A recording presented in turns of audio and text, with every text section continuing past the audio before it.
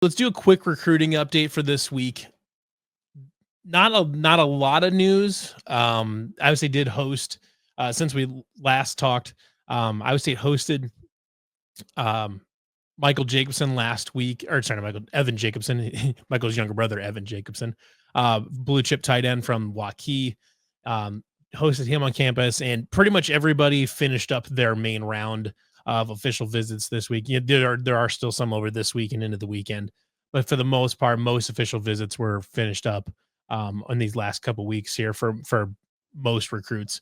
Um, there isn't a lot of news. Unfortunately, this this month has been a little rough for Iowa State on the recruiting front, um, with Jet Tamala flipping and a couple big name recruits going other places. One of the recruits that they did have on in the last couple weeks here is Kason Thomas. He's from Bishop Elin, high end 3-star linebacker from Iowa, from the state of Iowa. Ended up committing to Iowa. Um, right now, the big chase that everybody's keeping an eye on, um, is there's two times Evan Jacobson and then Ian Pramer, who is from Great Bend, Kansas. Pramer was at Iowa State 2 weekends ago, and Michael Jacobson was the following Tuesday, and then Pramer was at Kansas State this past weekend. So, from what I understand, is Iowa State is in the hunt for both of them. I would be pretty surprised if they got both of them, but it sounds like Iowa State is right there with Evan Jacobson, along with Notre Dame and maybe Texas A&M.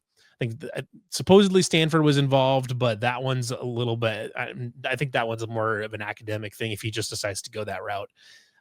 It sounds like he is also interested in trying to play both football and basketball in college, which is kind of an interesting wrinkle to throw into this. It sounds like he's already talked to Notre Dame and Texas A&M, and both of them said that that would be potentially an option.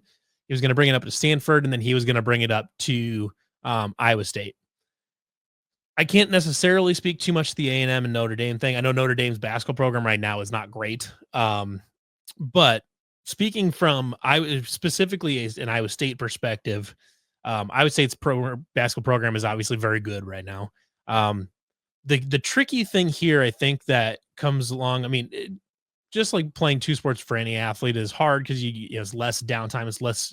You're not able to focus on one sport as much. You have less time to recover and to heal yourself from a long football season. Where this gets complicated, and I think specifically because of the brand of basketball that Iowa State plays, which is TJ Otzelberger's system is very um, is very physical. It's very physically demanding. The last few years we've seen guys get worn down as you go into February and March and things like that. Um, I'm not saying that they won't let him do it. I'm not saying that there's not a way for him to make this work and still be successful at both sports.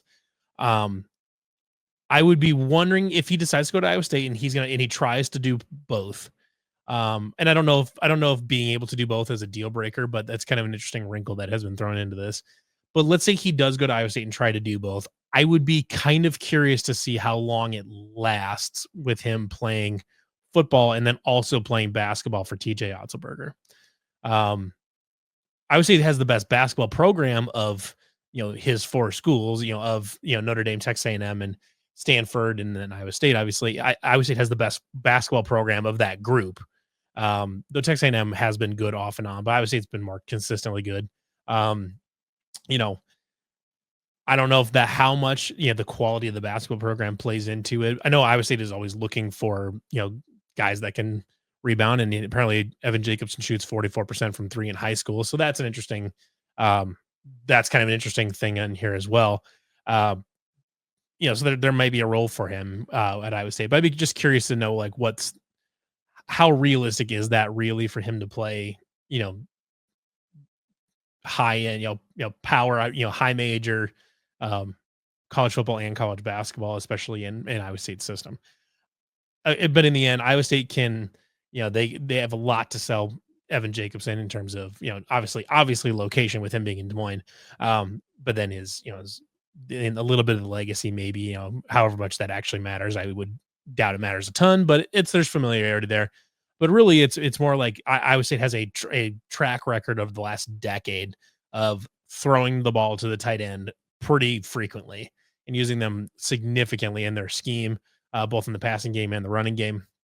So, there's lots to sell there. They've got Charlie Kohler in the NFL, Ben Bramer's right there, Gabe Burkle's here now. Dylan Sainer got a cup of coffee in the NFL. And, Chase Allen was there too. So they've got some guys.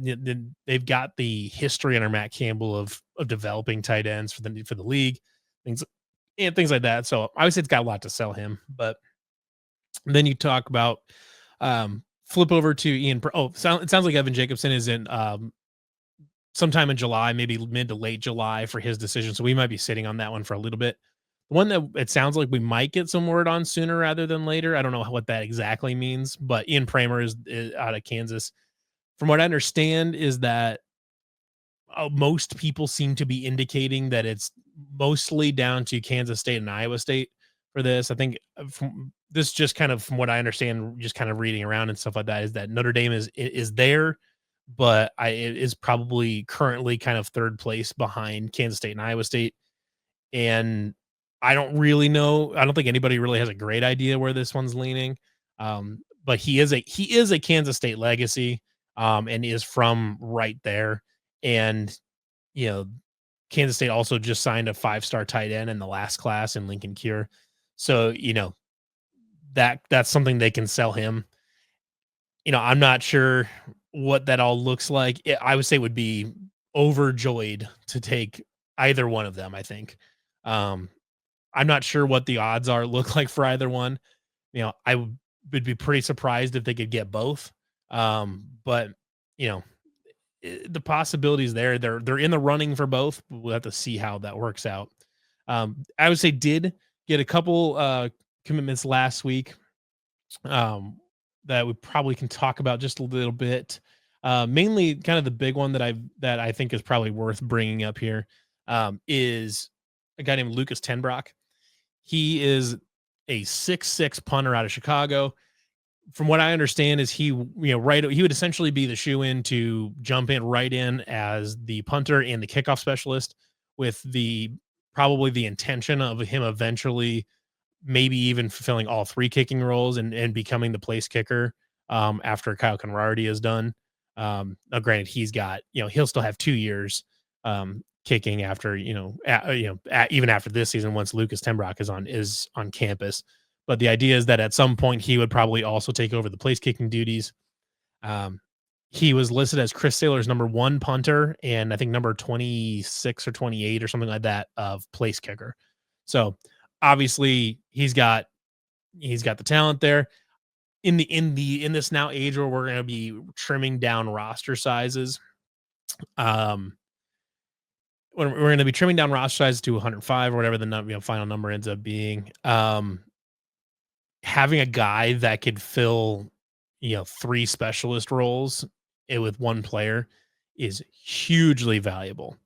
Because in the past I would say it's had 2-3 kickers on the roster and maybe 2 punt 3 kickers and 2 punters type of thing on the roster. But now that you've got a cut, you really cannot afford to burn 5 roster spots on kickers and punters. If you can have one of each, that would be real great.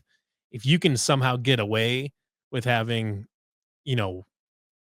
one guy that can fill all 3 roles, I don't know if they'll ever just have one guy on the roster because, if he gets hurt, then you're screwed. But, if you can narrow it down to just having 2 guys on the roster that can kick and punt, I think that's great for Iowa State as far as roster management goes, as roster sizes start to get trimmed down a little bit.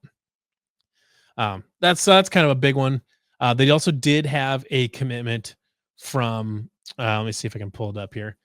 The safety, Bryson Williams. That's what I'm trying to think of, from Omaha, Nebraska. He did commit last week. Nice player there. 6'4", 175. He's going to need to put some weight on, but I think skill wise, they see him kind of as a ball hawk. When I see 6'4" at safety, my mind first thinks of put on some weight and turn him into Malik Verdon, that big downhill run stopper. Having those guys on the team is great. But it sounds like from what I understand is Bryson Williams is currently kind of projected to be more of like the Jeremiah Cooper type ball hawk on the back end, kind of a free safety sitting back there. So nice pickup there as well. So a couple good pickups there.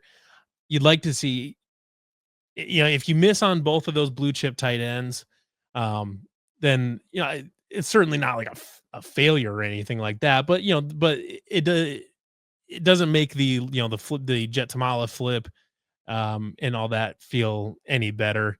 Because you've missed in this past month between flips and just guys going other places. You've missed on a few players that you would have really, really liked to have. So landing one of those tight ends would be a really nice boon and try to, and getting some momentum back, going in the right direction. They said they're in the running for both of them, but we'll just have to see how that shakes out. I believe Ian Pramer, if he commits, would be the highest ranked. I believe he would be either the highest or second highest ranked player, rank recruit in school history. I think he'd be right up there with Alan Lazard. So interesting race to watch there. Like I said, we won't know anything about Jacobson for probably a while, but we might know Pramer in the next couple weeks. Who knows? Be worth keeping an eye on. So Dan says Iowa State's recruiting is looking really good. Right now, I think if you'd said that 2 months ago, I'd be 100% on board with you. And like I said, I'm not panicking or anything like that. I would say it's still like a top 30, 35 class in the country right now. They're in a fine spot. They're pretty much on pace with where they're usually at. However, with where you were and you were on track to be, where you could be in a top 20 class or something like that, which is a very high rank for Iowa State. To fall back of that a little bit and then you lose out on a couple really nice targets hurts a little bit. So you'd like to get the momentum back up and going for all of that.